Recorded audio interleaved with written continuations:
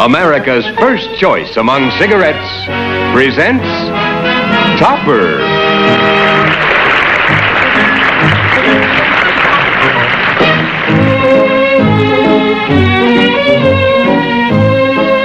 Starring as Marion Kirby, the loveliest ghost in town, and Jeffries. As George Kirby, the liveliest ghost in town, Robert Sterling. And Leo G. Carroll as Topper. Oh, yes, and the deadliest ghost, Neil. And there are only 3 people in the world who can see or hear them. You and I and Cosmo Topper.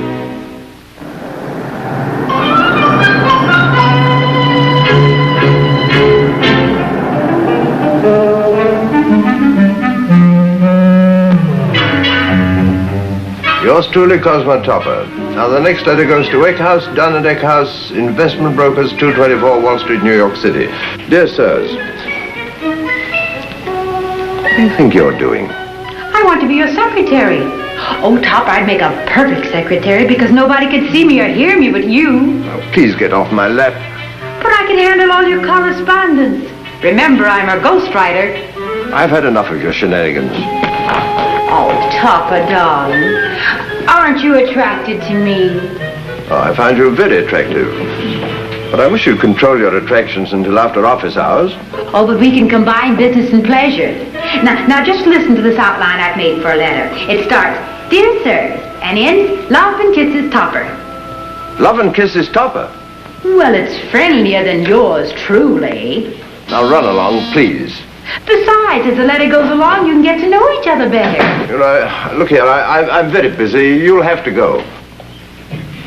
I just wanted to see how you run the bank. I don't run the bank. Mr. Schuyler does. Now go away. Don't come back.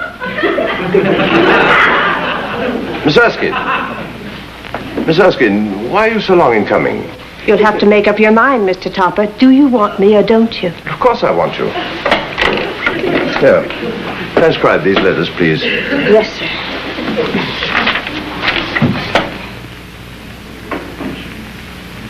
Yours truly, Cosmo Topper. Now, the next letter goes to Eckhouse, Dunn & Eckhouse, Investment Brokers, 224 Wall Street, New York City. Dear sirs, what do you think you're doing? Please get off my lap. I've had enough of your shenanigans. I find you very attractive. I wish you'd control your attractions until after business hours. Love and kisses. It didn't take long for the old redhead to learn the score about Camel's mildness and flavor. Friends, you try Camels for 30 days. Make your own 30-day Camel mildness test and learn why. For mildness, for flavor, Camels agree with more people than any other cigarette. There's a Mrs. Beatty to see you, sir. Beatty? I don't know any Mrs. Beatty. She says she knows you. Oh, all right, bring her in. Mrs. Beatty? Topper, darling. Ellen. Well, I thought your married name was Johnson. Oh, Mr. Johnson and I are divorced. If you're wondering about Beatty, we're divorced too. Oh, your Aunt Emma hasn't kept me up to date. She's probably been too busy counting the Baskerville millions. I have to talk fast, darling. Aunt Emma's outside with Mr. Schuyler. I sneaked in to ask you a favor. What can I do for you? Well, you can help me get married. You're getting along very well without me. Has he a name? Uh-huh. Larry Hartford. Not the great lover of the silver screen? Yes, and he's not a bit overrated. Does Aunt Emma agree with you? That's where you come in. You have only to meet him and make up your own mind about him. Then I want you to convince Aunt Emma how wonderful he is. Oh, is that all? She's probably in here. Oh, I'll bring him over for dinner Saturday night. Don't tell Aunt Emma. In fact, don't tell anyone. Why did you sneak away from me? I didn't sneak, Aunt Emma. I just came in to see my favorite godfather. Well, Topper, aren't you going to ask Mrs. Baskerville to have a seat? Why, yes, of course. Mr. Schuyler, if I want a seat, I'm perfectly capable of taking it myself. Stop following me. How are you, Mrs. Baskerville? Still rich. If you'll excuse me, darling, I have to run along. I have an appointment at the hairdresser's. Take Schuyler with you. Get him a new head. Oh, Mrs. Baskerville, Oh, go float alone. Goodbye, darling.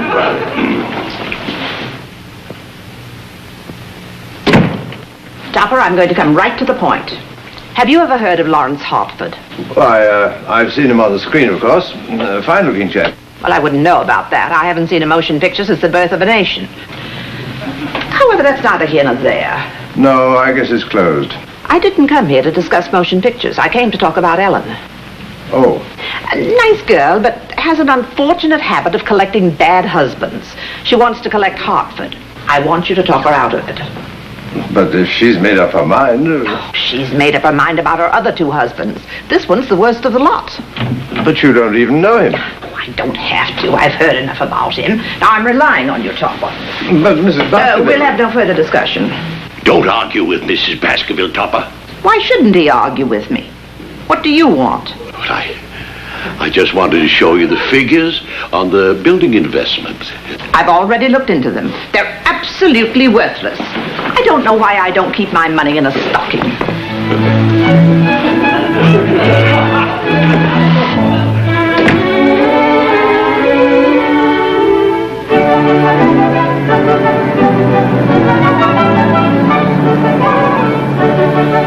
George, I'm going shopping. I haven't a thing to wear for Larry Hartford. Hey, it's too late to go shopping. All the stores are closed. That's the best time.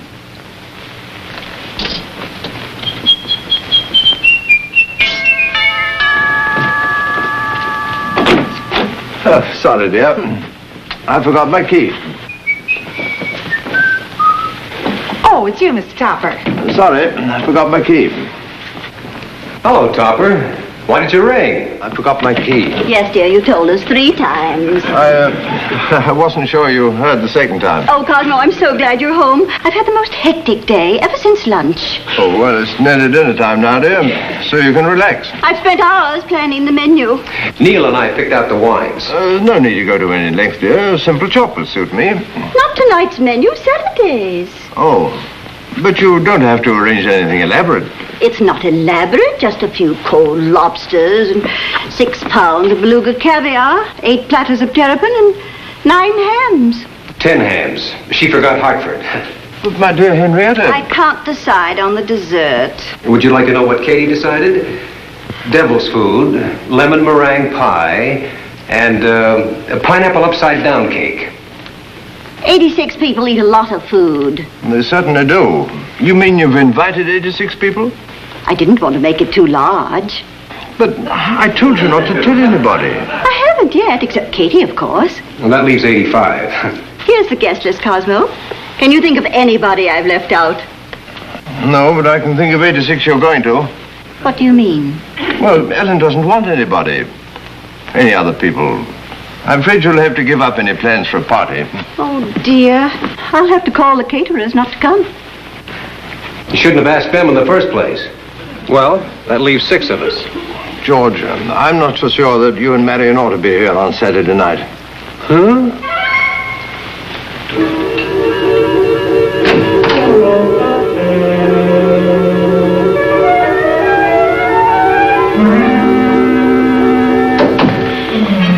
The caterers were terribly disappointed. Henrietta, how would you like to take Ellen and Hartford to the Club 22 on Saturday night?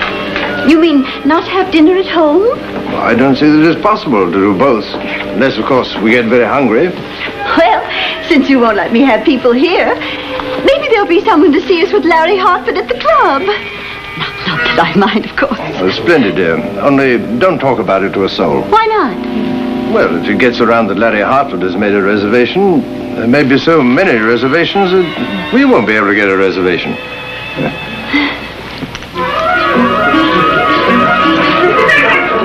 George, where are you? The usual place.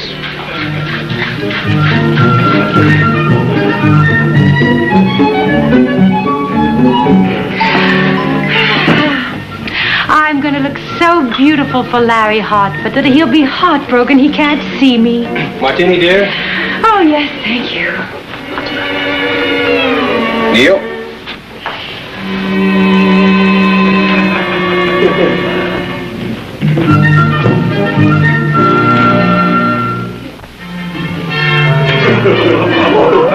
Hey, you must have made him too strong. They're 4-1, Neil. On the wagon. Bad dog. Good martinis. Drink 'em up. Oh, you forgot the most important thing. Sorry, old boy.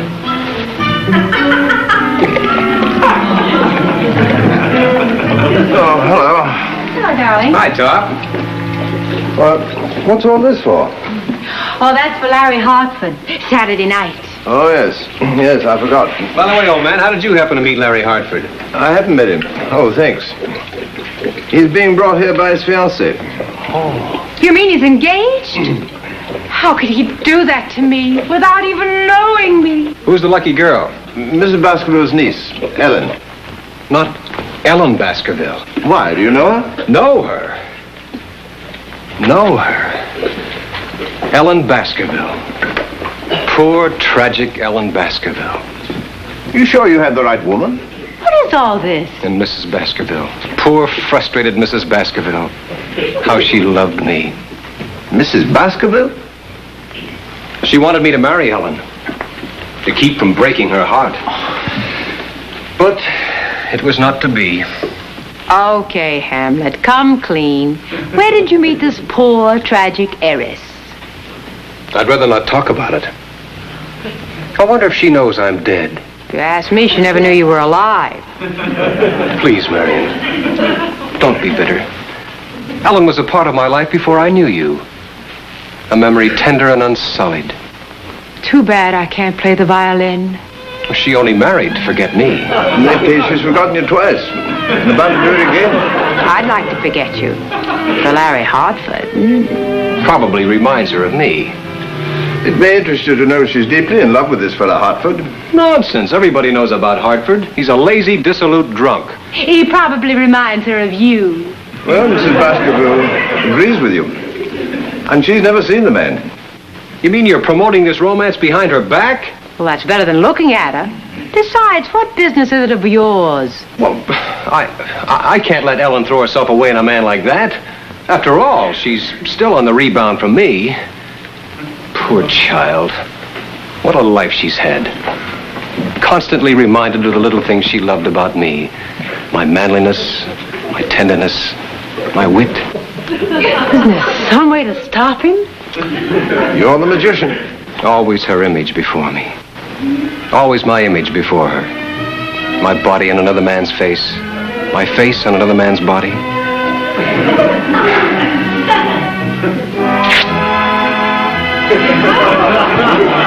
Now, how did I do that? Here's John Wayne, America's #1 dramatic movie star, on location. As you can see, making a movie can be pretty tough going. But free-swinging He-Man parts are what John Wayne loves to play and what the audience loves to see him in. Okay, cut. When the cameras stop, John Wayne takes time out to enjoy his favorite cigarette, Camel. Let's hear what he thinks about Camels in his own words. Well, after you've been making a lot of strenuous scenes, you like to sit back and enjoy a cool, mild, good-tasting cigarette. And that's just what Camels are. Mild and good-tasting, pack after pack. I know, I've been smoking them for 20 years. So why don't you try them yourself? You'll see what I mean. Yes, try them yourself, and you'll discover the secret of Camel's extra enjoyment. Smoke-only Camels for 30 days. For mildness and flavor, Camels agree with more people than any other cigarette. Marion, I think the guests are arriving.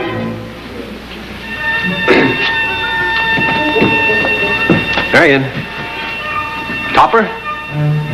Ellen? Where is everybody? Yes, but...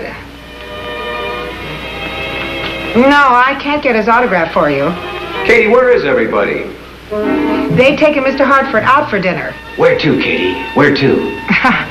I promise not to tell where to. You've got to tell me. I don't care if you are my sister. A promise is a promise. Marion! Marion! They've sneaked out on us. Oh, well, if you're going to get mad, Club 22. Marion, where are you? Yes, that's where they all went. Where, Katie, where? I don't know. Marion! I don't know where they're going after the Club 22. Marion's gone, too. No. Mr. Hartford didn't come here at all. Katie, I'll give you $10 if you tell me where they've gone to. They all went to the Club 22. Some people would do anything for money.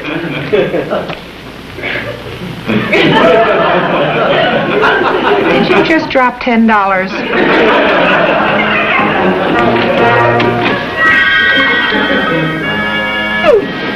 You closet drinker.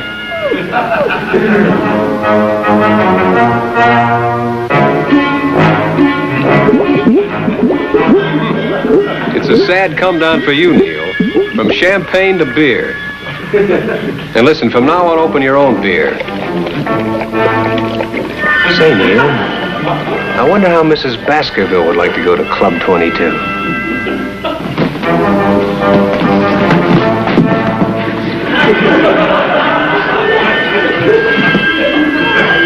Not me, brother. I haven't got time to open all those cans.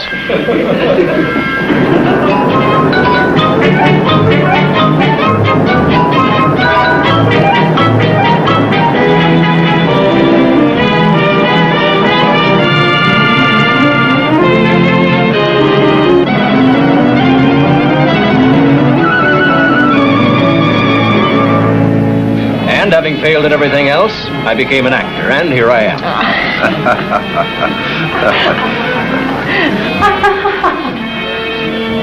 How did you know we were here? You invited me, remember? I tailed you, you double-crossing baboon. What are you looking for, Cosmo? Just looking, dear. If it wasn't for George, I didn't tell him. Couldn't stand to watch us mooning over that Ellen Baskerville. Woman at table 12. Just sign it to Flossie. Love and kisses.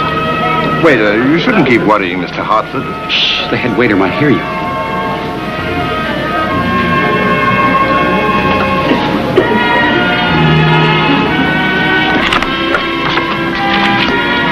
You forgot love and kisses.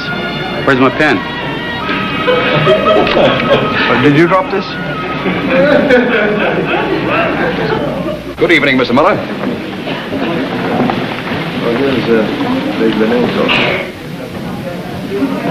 Did you just get another autograph? Oh, no, sir. Then what's this on your shirt?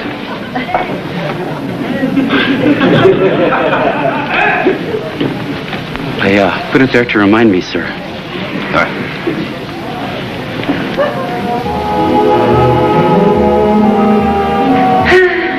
So peaceful without George. Well. George! Take it away. Throw it out. It's tainted. It doesn't look tainted to me. Oh, I think I know tainted meat when I see it. Why, I was practically raised on tainted meat. You conniving weasel. Do you wish to order something else, sir?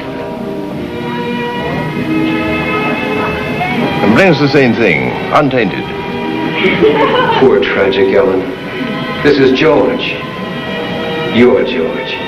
Ooh, What's the matter, Doc? I felt something cold and clammy. That was George. You're clammy, George. I hope you're not starved, Mr. Hartford. Not a bit of it. And please call me Larry. You can even call him Hinkle. That's his real name, Hinkle. Hinkle. That sounds like a bell. Say something to me, darling, to prove that you still remember. I hear you're living in the Kirby house. Yes. Always my name on her lips. Did you know the Kirbys? Well, only George. You've just stirred the ashes of a cruel memory. You've just poured salt on an open wound. Don't cry, darling. You remember I told you about George Kirby, darling. Oh, yes. Poor tragic Ellen. It's hysteria from grief. You ordered the filet mignon, didn't you, sir? We all ordered it. Would you mind putting your name opposite it? The chef doesn't understand French. You must be doing a lucrative business. It was better last week with Gable. If you have anything to say to me, sir, please don't put it on my shirt. It all happened when I was visiting Aunt Emma several years ago. George's wife was away for the weekend. That's how I happened to see the house. So that's how she happened to see the house. Well, she just came to tea with her Aunt Emma. George sneaked me in late one night. With Aunt Emma. For tea. It must be rather fascinating making movies. What happened then, George? Nothing, honey. We talked. Just talked. We were talking. There, see? All of a sudden, George switched off the lights. You said it was a practice blackout. Practice blackout. Civil defense. Of course, the war had been over for 3 years. Had to take too many precautions. Fortunately, George blacked out, too. Had to take too many precautions.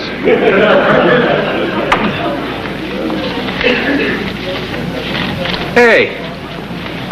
Captain, I'm sorry, madam. We have no more tables. I didn't come here to buy furniture. Where is Mr. Topper sitting? This way, madam. Well, my dear, this time you've shown excellent taste. Thank you, darling. Topper, what is it? Cosmo, was it the meat? Good evening. Mrs. Baskerville. Aren't you going to ask me to sit down? Well, by all means. Would you mind signing for this chair? Oh, put it on the bill. Lovely weather we're having, haven't you? Haven't I? Did you bring me here to ask riddles? George, did you bring that old battle axe here? I was here long before she was. I'd rather you'd brought Neil. I would have, but he had some legal matters to attend to. Legal matters? Yeah. When I left, he was working on a case in the closet. I didn't know you were coming, Auntie. You didn't? Who is this? Larry Hartford. Oh, he's a friend of Topper's. Yes, quite an old friend. Oh, no, all my life. Mr. Larry Hartford. Hinkle. Hinkle. Mr. Hinkle, Mrs. Baskerville. Mrs. Baskerville and Mr. Hinkle. Larry Hartford. Do you come here often, Mrs. Baskerville? Oh, wouldn't be caught dead in the place. Only came because of your husband's note. Note? Yes, the note that was slipped under my door, urgently requesting that I join you and Ellen. George, I might never forgive you. But she gets out so little. Where do you come from, Mr. Hinkle? Jersey City. California.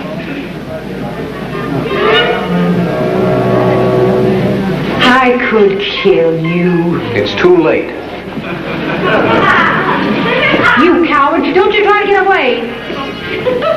What part of California? Look out! You're hitting the waiter. Help, Neil, help! Someone pushed me. Neil can't help you now. What part of California, Mr. Hinkle? Oh, it looks as if we're never going to get our dinner. Stop interrupting, Topper. Well, Mr. Hinkle? Hollywood, Mrs. Baskerville. Just outside of Hollywood. Seattle. Well, then perhaps you know a motion picture actor by the name of Lawrence Hartford? Intimately. Oh, is he as bad as his reputation? No, he's even worse. He has only one thing to recommend him. What's that? He's a good businessman. As a matter of fact, he's about to marry a very pretty girl with a grotesquely rich aunt. For you. Waiter. Wait, you must stop taking pictures and then trying to sell them. Save your breath, Topper. And for pity's sake, Mr. Hartford, sign that picture and be done with it. You mean Mr. Hinkle, don't you, Auntie? Well, natural mistake. One of the Hartford Hinkles. Stop all this shilly-shallying. I recognized Mr. Hartford the moment I came in. In that case, I may as well sign.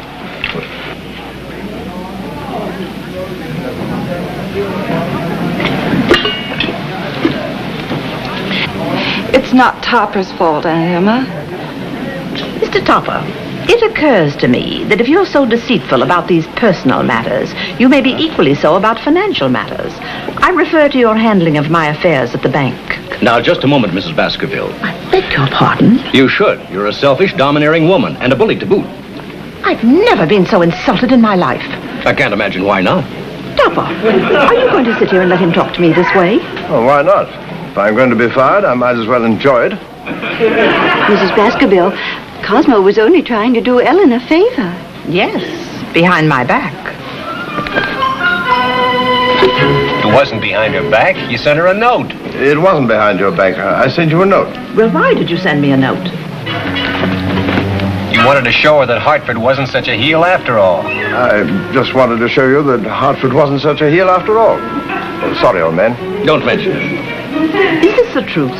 Have you seen George? No. What? No more bullying. I want to enjoy my dinner. Cosmo, apologize to Mrs. Baskerville. If he does, I'll have him fired. And as for you, young man, at least I'm glad to see that you're not scared of me. Oh, but I am. Scared to death. Now, where could George have gone? Bring your young man around tomorrow. I want to see if he's as romantic in the house as he is on the screen. I thought you never went to the movies. I didn't until last night. You know, you're not a bad actor. Thank you. You're not a bad actress.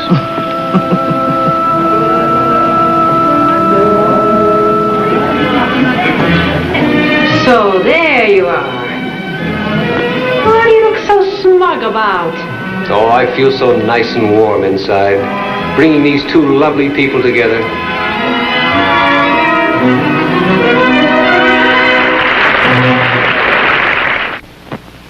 Our friend Topper seems to be getting an education, darling. Well, one thing he already knows, honey, and that's how wonderful camels are. Of course camels are wonderful. They're mild, the way I like mildness. They have flavor, the way I like flavor. And more pure pleasure, too. Do you know why camels give more pleasure? It's the blend, of course. Camel's exclusive blend of costly tobaccos that brings so much enjoyment to so many smokers. That's right. For mildness, for flavor, for more pure pleasure, try Campbell's. By far America's first choice in cigarettes. Each week, the makers of Camel send thousands of gift packs of Camel cigarettes to members of our armed forces and hospitalized veterans. This week, free Camels go to Veterans Hospitals, North Little Rock, Arkansas, and Omaha, Nebraska, U.S. Army Hospital, Fort Dix, New Jersey, U.S. Naval Hospital, Memphis, Tennessee, the Military Air Transport Service, which evacuates virtually all of our overseas sick and wounded personnel. Topper, brought to you every week by the makers of Camel cigarettes, is directed by Lou Landers. A John W. Lufton, Bernard L. Schubert production. Produced by John W. Lufton. Starring Ann Jeffries, Robert Sterling, and Leo G. Carroll. Featuring Lee Patrick as Mrs. Topper.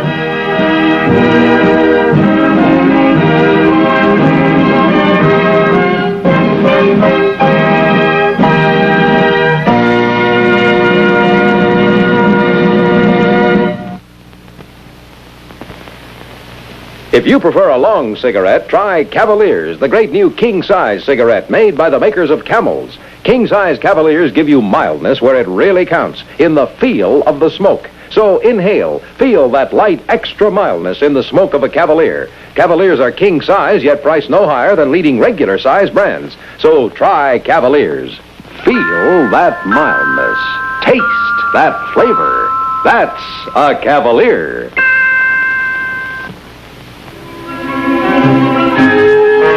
Poor, tragic Ellen. Still trying to forget me. Topper is a film presentation.